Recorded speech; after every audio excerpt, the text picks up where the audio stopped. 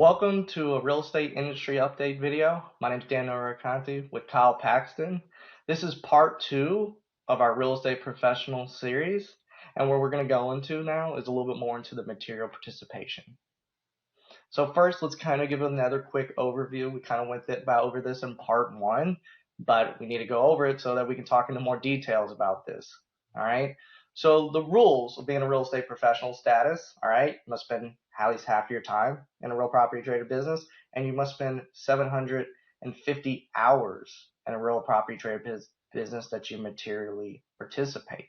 Okay. But what is a real property trade or business? Okay.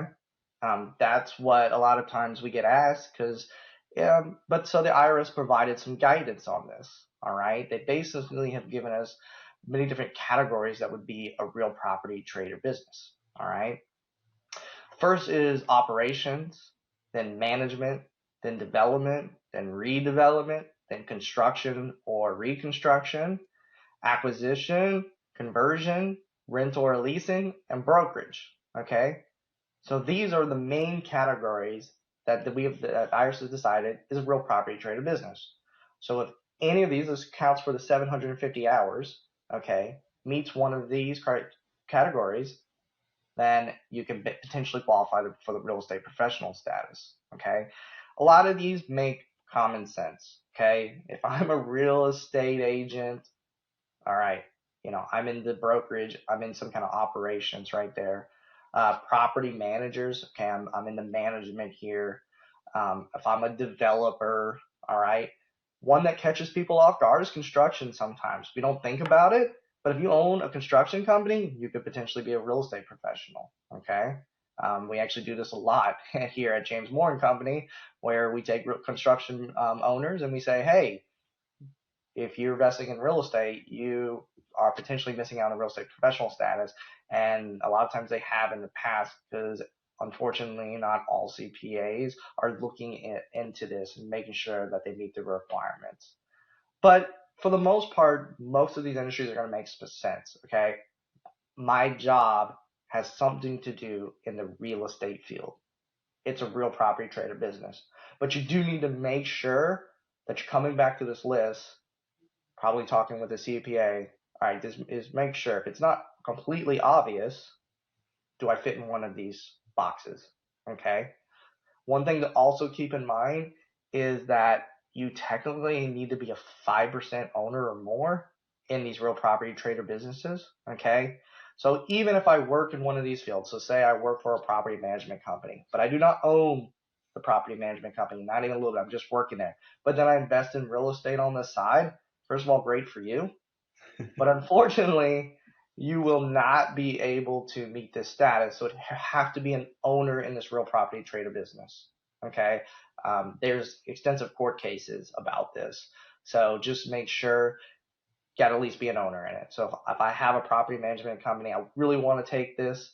If I own at least 5% or more, that's fine. If I'm not an owner in it, realize you will not be able to take advantage of this.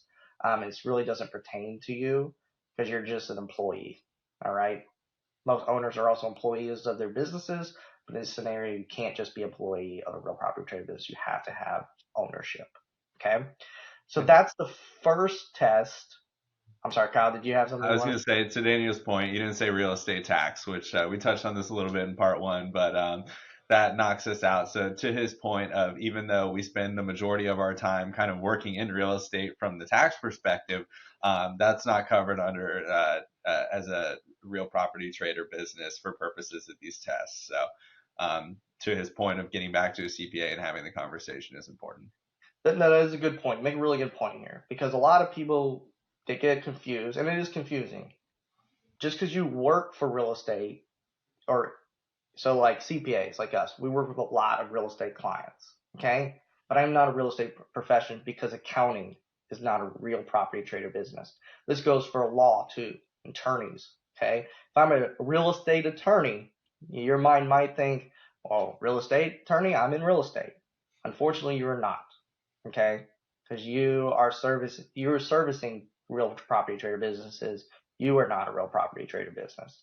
Okay, So do keep that in mind. There are some areas that might sound like it is, but it isn't. So you really need to make sure that you're talking to a qualified CPA that understands real estate, understands the real estate professional status if you are potentially taking this and it's not 100% obvious that you should be.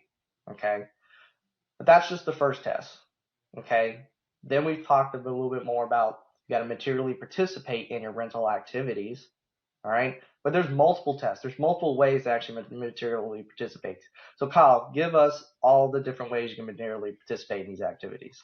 Yeah, this is fun. So Daniel gave me the fun job of just reading the list at you of the 7-step test. So um, once you hit real estate professional status, right, which is the more than half your time, 750 hours Daniel spoke on before, the next step to establishing that your rental activities can obtain non-passive treatment is establishing material participation in each activity. So at default, we look at this on an activity by activity basis. So the 7-step test is as follows. The individual participates in the activity for more than 500 hours in a year. The individual participates in the activity. The participation constitutes substantially all of the participation in the activity of all individuals for that year. The individual participates in the activity for more than 100 hours during the tax year, and that participation is not less than another individual. The activity is a significant participation activity for the tax year, and the individual's aggregate participation in the significant participation activities exceeds 500 hours. And then 5, 6, and 7 are the individual materially participated in the activity for any 5 years of the last 10 years immediately prior to having this to the tax year in which this applies. 6, the activity is a personal service activity, and the individual materially participated in the activity for any 3 years preceding the tax year. And then number 7 is the big gray area catch-all, facts and circumstances. So we, in the facts and circumstances conversation, we look at whether the activity is conducted on a regular, continuous, and substantial basis. We'll touch a little bit on substantiation, but obviously that's a huge deal in the facts and circumstances, Ralph. Fact and circumstance is always great to hear. That's like the most gray area ever. This is where the tax courts really come into play. I mean, you're basically trying to convince a third party that I'm a real estate professional and I materially participate, but I somehow don't meet any of these other rules. The easiest one is the first one. It's the 500 hours. It's called the safe harbor rule for a reason. Okay.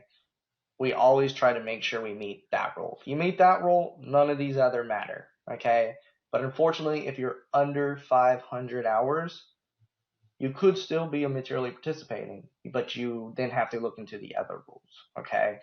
It's going to be really difficult to materially participate if you have less than 100 hours. So if you read over Kyle's all the 7 tests again, it basically is like, all right, if you got over 500, you materially participate, check. Okay. If you're between 500 and 100, okay, see if you can meet one of these other rules. If you're under 100, good luck. Okay. You have a hard facts and circumstances argument there that I'm probably not getting Right. behind, but The the only way you're really going to get around it over 100 hours is one of the rules basically talks about like over any 5 tax years and things like that. And basically what that's saying is someone that was a real estate professional in the past winding down, okay, maybe doesn't fully meet it this year, but if I would take 5 years collectively, basically, I might still be able to meet it. Okay. That one might get overlooked a lot actually by a lot of people. So it keep that in definitely mind does. Yeah. as you as a taxpayer, and you should be, making sure you remind your CPA, like, hey, I didn't put a lot of hours in, but I put a lot of hours in the prior years. All right. Just because I'm winding my real estate business down, I'm retiring, I'm simplifying my life. This is very normal. Okay. You don't want to make your life really complicated in retirement, right? You just want to sip pina coladas on the beach all day and not be sitting here replying emails to your CPA about providing documentation to support all your real estate activities. Okay. So, but as you're winding down, you want to still make sure you're taking this real estate professional status. Okay. Um, so we talked a little bit about having to participate in each rental real estate activity. Okay, so if I have 10 activities, unfortunately, I have to materially participate individually in each 10 of those. Okay, that can be really difficult, especially with rental real estate properties. All right, I own a single family home, I rent it out. It's really difficult to get 500 hours. Okay, so the IRS is basically allows this grouping election. Okay, Kyle, can you provide us a little more information on the grouping election? All right. So, as Daniel said, inherently, by default, we're looking at this material participation test on an activity by activity basis. So each rental property that I own, we are looking at that individually on, am I meeting that 500-hour safe harbor or one of the other 7 tests? And so when you're looking at each one of those, it's really hard to meet that hours requirement for each individual activity. So for real estate professionals, there's an election available under Section 469. And what the election does is it allows taxpayers to aggregate all of their rental activities together as one trade or business for purposes of the material participation test. This obviously makes it a lot easier to, under certain circumstances, to meet these material participation tests. And oftentimes it's a no-brainer to aggregate this in conjunction with the real estate professional election. It's a formal election that must be made. So there's been cases in the past where taxpayers have just aggregated all of their rental activities in one column of the 8825 rental schedule and argued that that is enough to make the election. Not only is that technically incorrect under the form instructions, there is actually a separate election that is required to reach this status of aggregating everything together. I want to clarify that this is just the rental activities. So if I have kind of, my other real property trader businesses that are separate line items here, so my development and selling activities, any of those other kind of buckets that Daniel touched on earlier, those are still looked at separately for the material participation test. This is just the rentals. So, Right. So you can only group, this is only grouping passive activities. So correct. rental real estate. So you could have still be in a real property trader business, which you have to be to even meet real estate professional status, but that income is not grouped in here, just your rentals. So if I have, say I'm a real estate agent, I own 10 rental properties, okay? I'm just grouping the 10 rental properties together so I can meet this material participation test. So this election does have to be filed with your originally filed tax return. It's super complicated. You say 2 things. Number one, hi, I'm a real estate professional, and I'm making an election pursuant to Section 479 C7A.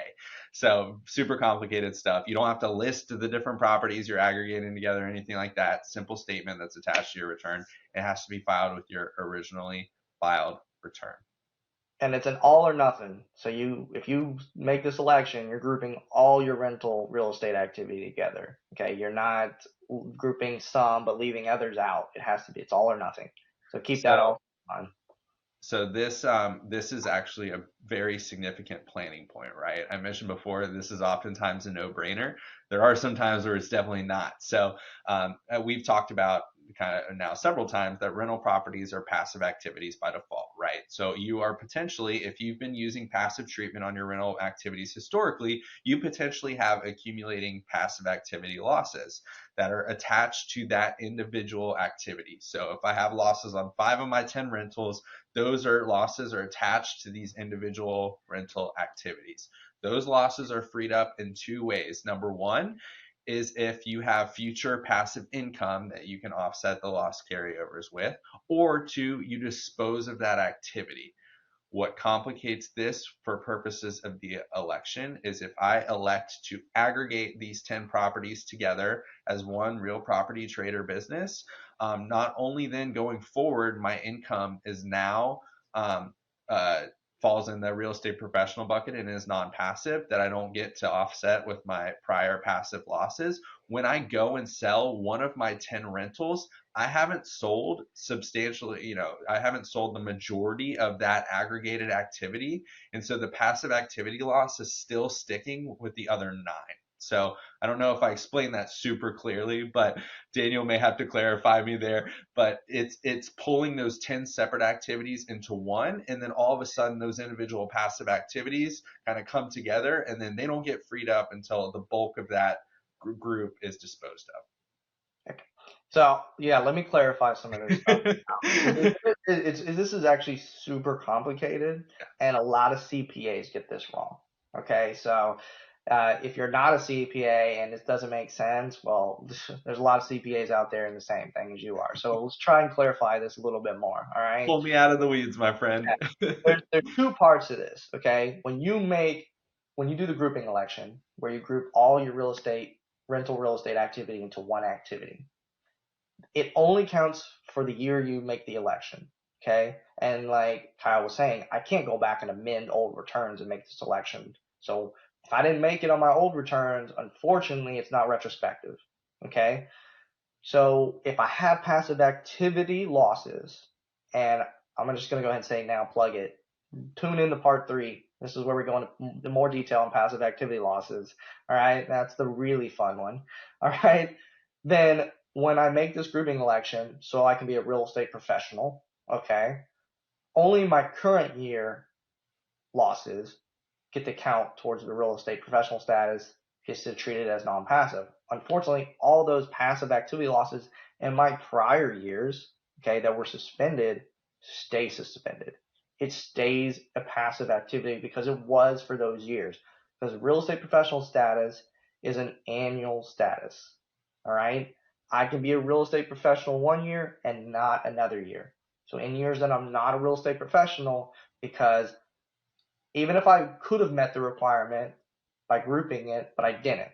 Okay, we get a lot of new clients who come in who should have been a real estate professional, should be grouping this together. Okay, um, but they didn't. Old CPA just doesn't know the rules very well. They don't know them, and unfortunately, they just missed out. There's nothing we can do. I can fix it going forward, but I can't go back and fix it. Okay, so once those passive activities losses are there, they're stuck. Okay, the only way to get rid of passive activity losses is two ways, and that is have passive income. But if I grouping to make sure all my rental real estate activity is now non-passive, I'm probably not going to have passive. Okay, that you can from non-rental real estate activities, but it's probably going to be difficult for you. Okay, so now they're kind of stuck. All right, the only other way to get to use this is when you dispose of the activity. So basically, the rule is once you substantially dispose of an activity, then you can unlock the suspended loss and take it in the year that it is disposed of. So normally when I sell real estate, you're going to have a huge gain. This is just there to unlock it when I sell it. Okay. But what happens when I group this activity together as one? So I have 10 rental properties. Before I would have had 10 separate activities, but now I have one activity, but 10 properties. Okay. So if I sell one property, I'm really only selling 10% of the activity. That's really not substantial or significant. Okay. So this is a little bit of a problem. All right. But there's two parts here. Okay. So by selling this one property, I did not basically dispose of all the activities. And so I can't unlock my prior year passive losses that were suspended. But where CPAs will get this wrong, sometimes they get this first part right, is that in a whole different section code, and we're not going to get into too much detail here, it actually says if I dispose of a property, okay, I can basically still take those losses up to my gain. I can't go over my gain. So I'm going to give you an example here. Okay. So let's say I sell my rental property 1 out of 10. That one property gives me $100,000 gain. Okay.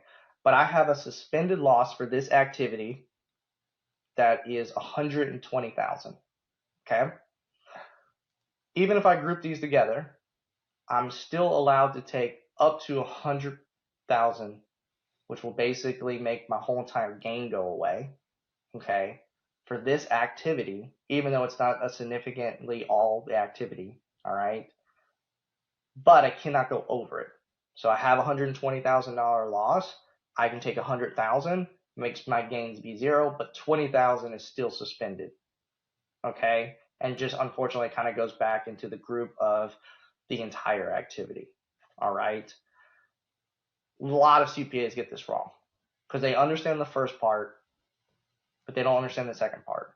Okay, it just means that I cannot unlock passive activity losses that are over my gain when I sell it. All right, if I didn't have make this rule, all right, and I had passive activity losses, then I would have been able to unlock all 120,000, which means not only would I wipe away my gain, but I would have also been able to wipe away $20,000 worth of income from other sources, passive or non-passive.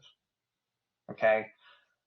Um, because of this, it almost always makes sense to group, even if you weren't grouping in the past. Even if you have significant passive activity losses in the past, we get this with some of our clients. It almost always makes sense to group because you will still at least be able to offset the gain. Okay. And it's always temporary. It's always infinitely, you can carry it forward. At some point, you'll We're probably, talking timing difference here. yes, we're talking time. Differences You'll have some, at some point, you'll have passive income, right? Or you'll sell all of the status, all of the activity at some point. Okay. So that was a little complicated what I was talking about. We got in the weeds, but Yeah, hey, that's what we're here for.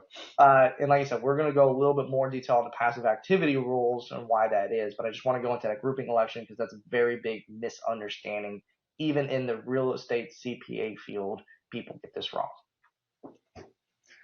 Thank you, Daniel, for the additional context there and pulling me out a little bit. So between the two of us, my rambling in circles and Daniel's clear, outline, we probably got to where we made some good points there. So I'm going to quickly touch on what this looks like annually with the election before I want to spend a little bit more time talking about the substantiating requirements. So when you make this 469 election in a tax year, as Daniel said, it's forward looking, right? No changes to prior returns, unlocking prior year losses, looking backwards. All of this is forward application, and so long as there's no changes to your rental real estate holdings, that 469 election applies. We'll make the election again in each year where we're adding activities or making significant changes to our holdings and of what's falling under this aggregation election.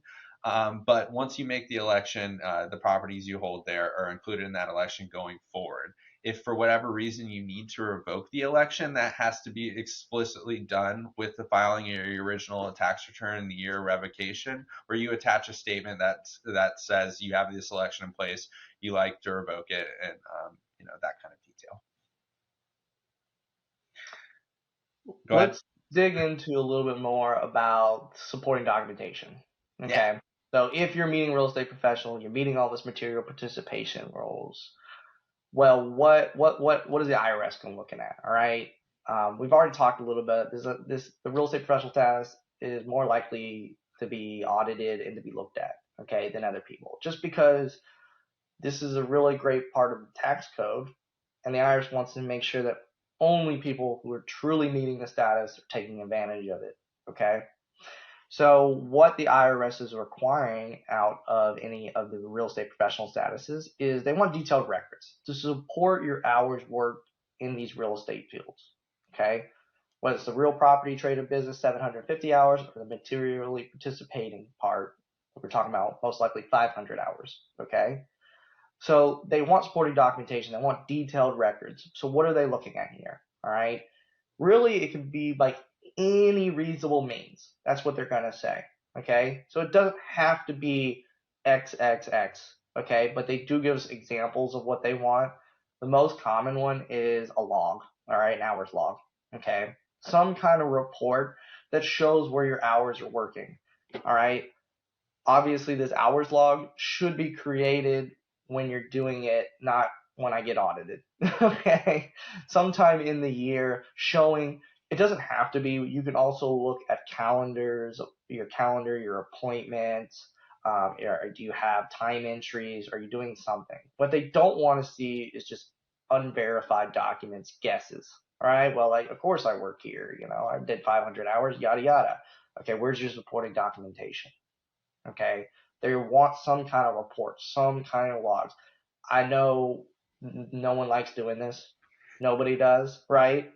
But you got to think in the back of your mind, if you ever get audited and you don't have something supporting this, the IRS isn't going to believe you. Okay? Um, so you need to be able, just the same way of if I'm taking expenses, the IRS is going to want to see receipts. Where's your receipts for this? Okay? Um, the burden of proof is on you. It's not on the IRS. It's on the taxpayer. All right? You can take this professional real estate status, but could you prove it? So just make sure you have supporting documentation. All right. Um, so this would be like if you own a management company, so you're maintaining the rents, collecting rents and stuff like that. How are you demonstrating that you are doing that? Where's your log that shows that you're demonstrating material participation? All right. Also keep in mind for your rental real estate activity, all right, if you're using a property management company, it gets more difficult, and the IRS already knows this, to meet the 500 hours rule. Okay? You basically have to meet the 500-hour rules. If you look at a lot of the other rules, it says, 100 hours, but more hours than anyone else, even who doesn't own it. So these are basically independent contracts. So if you're property management, most likely they're spending more time on that rental activity than you are. So you really have to be the property manager. Okay? But it's not always the case. All right. This is where grouping makes a lot of sense. Okay. And the more rentals you have, the easier it is to meet this test because you can spread it out over more. If I have one or two rentals that I'm grouping together, okay, and I use property management, it still might be difficult for me to meet material participation. All right. But at the same time, if I have 10 rentals and I still use property management, I'll have an easier time. Okay, because maybe I spend 150 hours on every rental property throughout the year. Okay, well, if I have 10 rental properties, I can do that math easily in my head. That's 500 hours. Okay, and that's how a lot of times these people will meet it, even by using potentially property management or using something else. So make sure you're keeping a time log. Okay, um, make sure you also you understand what hours count, what hours don't. Okay. Everything is subject. So this is where, basically facts and circumstances come into play. But the IRS has made stands that investors' times do not count. All right. You have to be in the day to day operations for it to count. If you are an investor, this is mostly education and research time. So if I'm spending a lot of time educating real estate, getting my education on real estate, researching real estate, is it really, really day-to-day activities? Or is it more just investor time? If it's investor time, most likely it's not a count. Same with traveling. Traveling's only going to count if you're really traveling for a business reason that has really related to the day-to-day operations. Okay, you can't just be like, well, I'm commuting, things like that. It has to be like I'm traveling to my rental properties because the toilet broke and I got to go fix it. Okay. Um, and unfortunate for you to even have to do that, but at least get the tax advantages out of it. Kyle, what else do you think about basically supporting documentation and things that people should be looking for and making sure they have on hand so if they ever basically get audited in this situation? Yeah, two points that I really just want to reemphasize. You're very thorough in walking through the thoughts I have around this, but clearly, the we threw out reasonable means a few times, right? And a reasonable way of substantiating your time. And clearly, this becomes more important kind of the muddier the election gets for you, right?